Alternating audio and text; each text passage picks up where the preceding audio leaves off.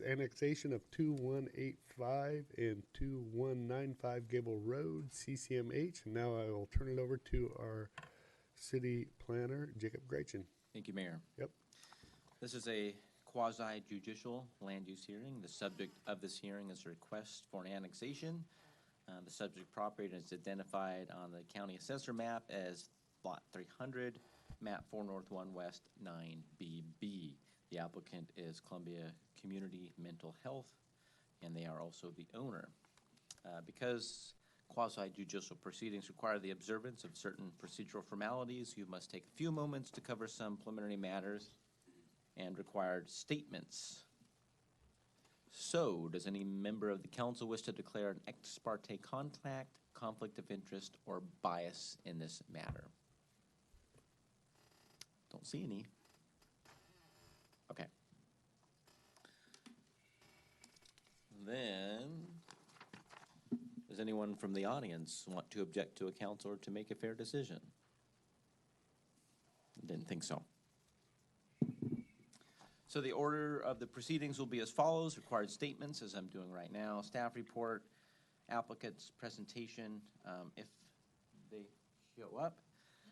Those in favor, neutral; those opposed, rebuttal; final questions, close of the record, deliberations, and decision. So we have to make some statements because this is a quasi-judicial proceeding per city code and Oregon Revised Statute. So those are: the following is a list of applicable substantive criteria for this decision.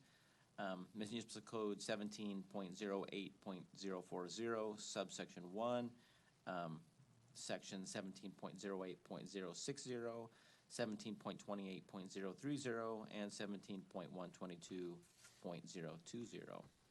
All testimony, arguments, and evidence must be directed towards the applicable criteria as described, and I'm sure everybody knows exactly what those numbers mean, or other criteria in the plan, such as the comprehensive plan or land use regulation, which the person believes applies to the decision. Failure to raise an issue, including constitutional or other issues related to the proposed conditions in this hearing in person or in writing, or failure to raise an issue accompanied by statements or evidence sufficient to afford the approving authority an opportunity to respond to the issue, precludes appeal to LUBA, the Land Use Board of Appeals, on that issue, and precludes an action for damages in circuit court. But luckily, I don't think this is a very controversial matter, so all of that was just procedural and not for the legal protection that it's intended. So let's talk about what we're doing. So this is an annexation, and it's the CCMH property, as I mentioned, and currently CCMH, their main facility is right here, and this is inside city limits, accessed off McNulty Way. They've been growing quite a bit in the last several years, and so as part of that growth, they need places to put people. And one of the places that they have acquired is this adjacent property here, accessed from Gable, which has some buildings on it, and that's what we're talking about annexing tonight. The Planning Commission reviewed this last week, and they unanimously recommended approval. It's a very simple annexation. Sometimes we have a lot of zonings to pick from, but in this case, the only zoning option is light industrial, so we don't have to think very hard on that. There's no controversy. Well, I don't think there's a controversy. I'm pretty sure these people aren't here for that, but we'll see. So there's no controversy. It's very straightforward. As recommended in the report. But what the interesting part is kind of what led up to this. And so that's what I'm going to spend my time, is just talking about the story behind this. And so, as I mentioned, CCMH has been growing, and they've been trying to find places to put new staff and where those staff park and stuff like that. And of course, the city gave them 2 modular buildings that was on our industrial property. And that's part of the overall project behind this. And they also wanted to expand parking and landscaping on that property. And so there's a couple county land use applications involved in this, and actually one with us too, in the grand scheme of things amongst both properties. The reason for this annexation is connection to city water. Now, when the counties, or when CCMH started developing in the county, you know, we never said thou shall connect to city water. It was, well, we want to know if you do, because then, you know, we would want an annexation. And if you look at all the county applications, those applications identify the water source as being from a well. And for several years, we worked with CCMH and had a good working, trusting relationship. And there was a period where we didn't have much trust for what was going on. And that's kind of the story that I want to tell. Everything's cool now. I just want to make sure that's clear before I get into this. But there was kind of a dark period. So we go back to September of 2015. And CCMH had a contractor. It wasn't a direct employee, but a contractor that was working for them. That contractor came in and talked to me about laying some river rock down at the McNulty Way entry because of the smokers and fire hazards. You know, we had a lot of dry years. They wanted a little area that the smokers could hang out and not propose a fire hazard.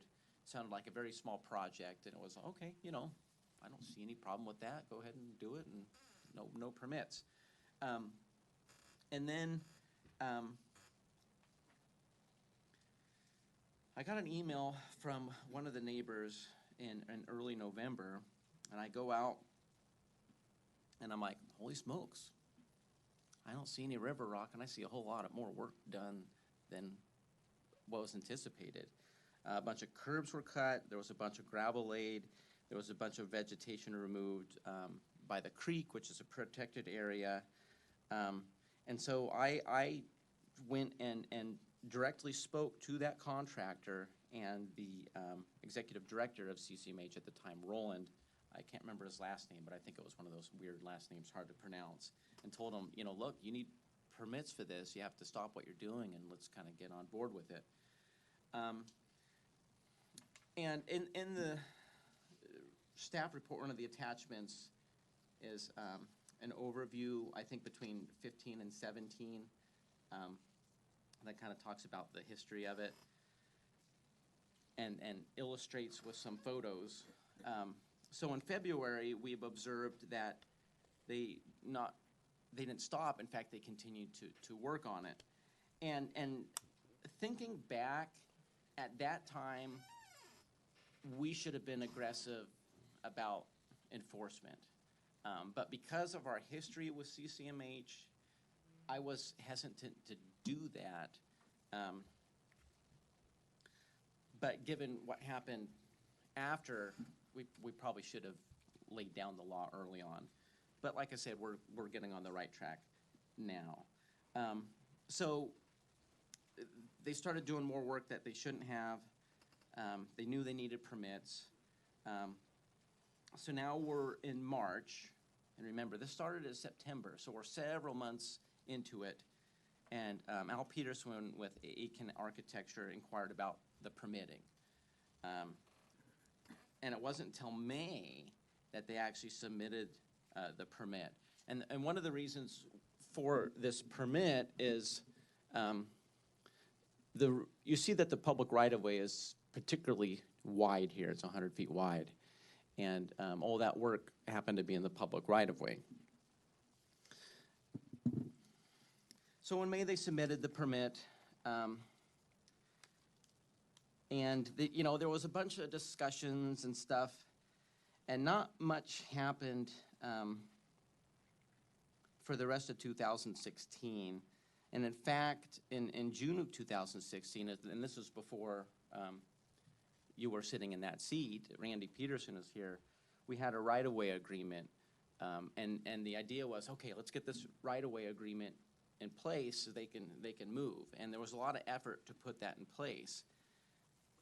And it was kind of like we talked about the Bailey subdivision, where it was, an authorization of signature contingent upon some stuff happening. It was the same situation, but nothing happened. And at that point, that's when my mindset completely changed. Like, wow, this is pretty rotten stuff. And I'm going to go off this timeline a little bit. I felt, because it was CCMH, I felt really guilty about it. I'm like, God, I can't trust these people at all. And trust goes a long way in this business, especially in a small town. And I felt guilty because, like, God, is it just me? And this is one of those cases where a newspaper article completely took this weight off my shoulders. And one of the reasons I printed this and put it in the file. This is an article from July 2018. New executive director plans to bring CCMH out of the shadows. And this is when Julia Jackson took over. And one of the comments that really stuck with me was, Jackson is acutely aware of the relationship between CCMH and the community at large, and she knows mistakes that have been made and a certain amount of trust that has been lost. And that's when I realized, oh, okay, it's not just me. Things have been kind of probably, I think, chaotic for them. And I don't think this project was well managed early on. So anyways, back to the timeline. So we get into 2017, and if you travel Gable Road, which I'm sure you do, it's a common one, you probably saw that entry sat there without any further movement on it, and there was some yellow tape around it blocking off the gravel areas.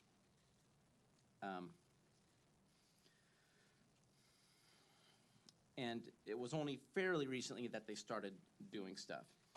Now, in 17 and 2018 is when they started submitting their applications to the county for the property that we're talking about annexing now. And because of the history, we wanted to make sure of some things. And so some of our comments to the county was, we wanted to really understand their water sources for those buildings. And as I mentioned before, the applications noted that they were going to use the well. And I spent a lot of time in 15 through 17 putting together that timeline. So and that was useful because when the new CCMH executive director took over another staff, I could say, okay, here's kind of what happened and here's how it's been documented. This hasn't gone terribly well. We really need to play ball and get in the right track. And the new staff has been really great to work with. So they totally have my faith and trust again. So that brings us to this year, 2019. So in the early part of 2019, we met with the county, CCMH, and city staff, and we said we really need a map of the utilities to understand how everything happened. One, so CCMH knows where the lines are for future maintenance, because there wasn't anything on file, which was actually pretty surprising. And just to confirm that their application says what they were going to do. So that contractor worked with Aiken Architecture to produce a plan that showed there is a well, and it's actually in one of those old houses along Gable Road, one that they're going to be removing sometime. And it showed water lines going from that well. So I'm like, okay, all right, cool. They're going from well, that's fine. And then at the end of January, CCMH staff contacts me and says, hey, we're looking at this and we don't think this map was accurate. So we had some of our crew go out and do a chlorine test, and sure enough, substantial chlorine. So they connected to city water. So I'm like, wait a minute, we're back to Shadyville, what's going on here? So I call Aiken Architecture up and talk to Al Peterson, who produced the map, and said, what's going on? And he told me that he had researched that well and knew that, but he relied on the contractor for the rest of the data.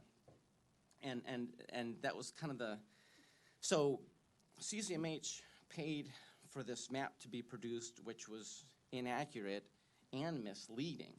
But in any case, at that point, okay, they're connected to seawater. We need to have an annexation go through. So to paint a brighter picture, you know, CCMH has been totally on board. They've been apologetic to what's going on. And if you've driven by there, you've probably seen that there has been frontage improvements along their stretch of McNulty Way. And they've corrected the removal of stuff that shouldn't have been done back in late 2015, early 2016. So kind of a saga. And I'm glad that things are moving in the right direction. But anyways, they connected to water, and so that's why we're here.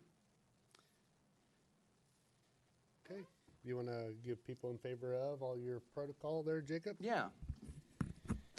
So I don't think we're gonna have a lot, but do what not you got? see the Applicant? applicant here. So do we have anybody in favor of this application? I guess, do we have anybody who even wants to talk at all on this one? Okay, I didn't think so.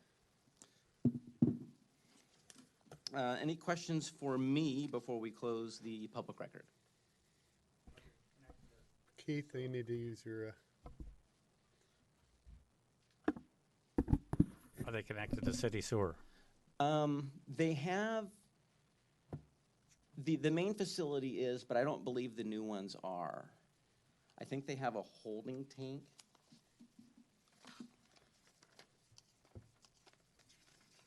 Let me find that plan.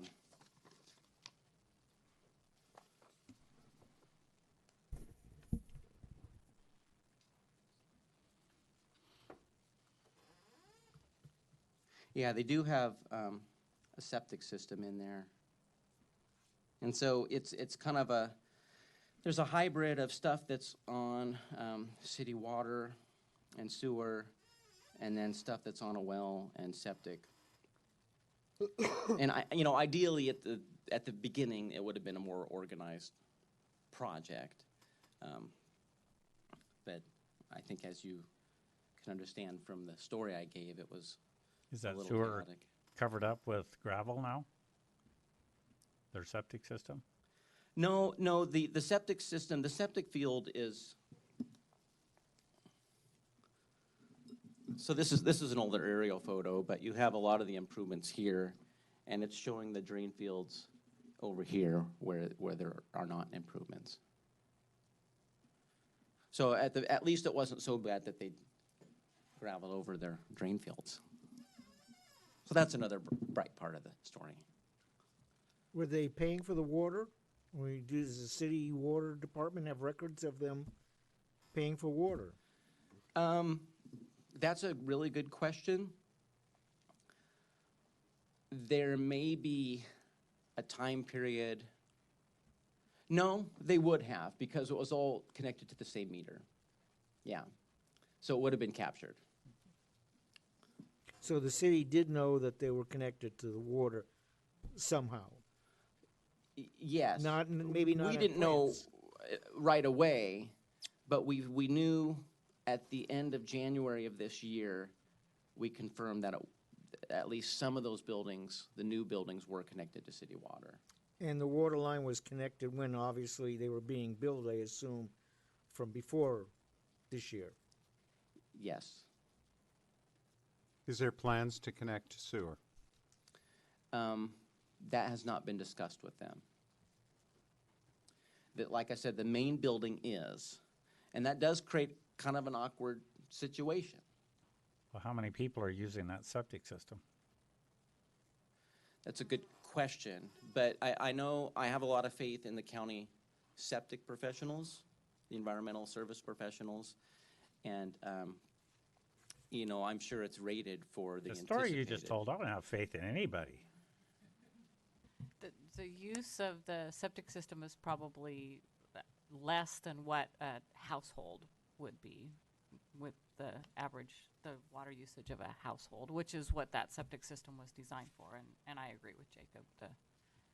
I would put my trust in the county sanitarian.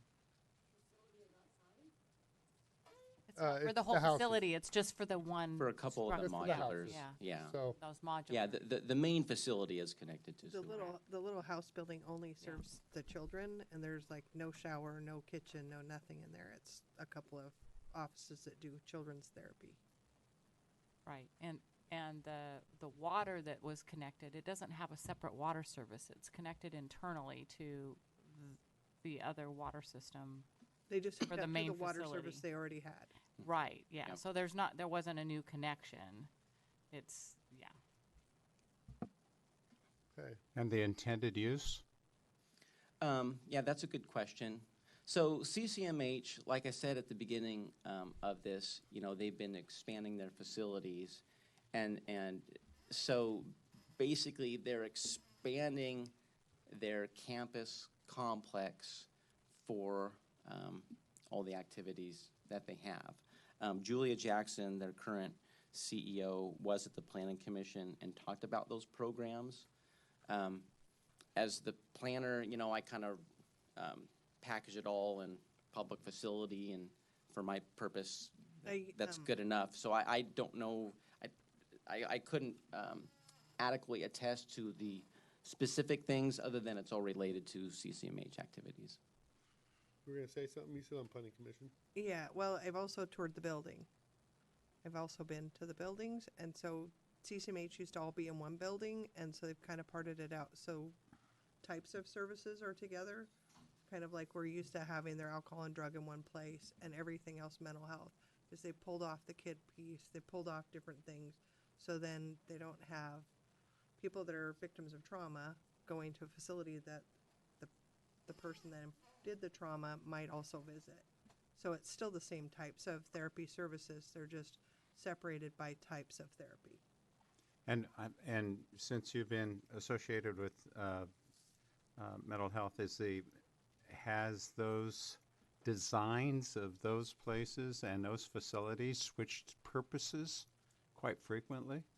No, they just have, as they've expanded, it doesn't make sense to have kids go to the same type of room as a husband and wife go to. Yeah. So it's about designing a building that's children-centered, designing a building that is woman-centered, and being more focused on individual therapy as opposed to, because as people are all different, they want to make their building suit the purpose.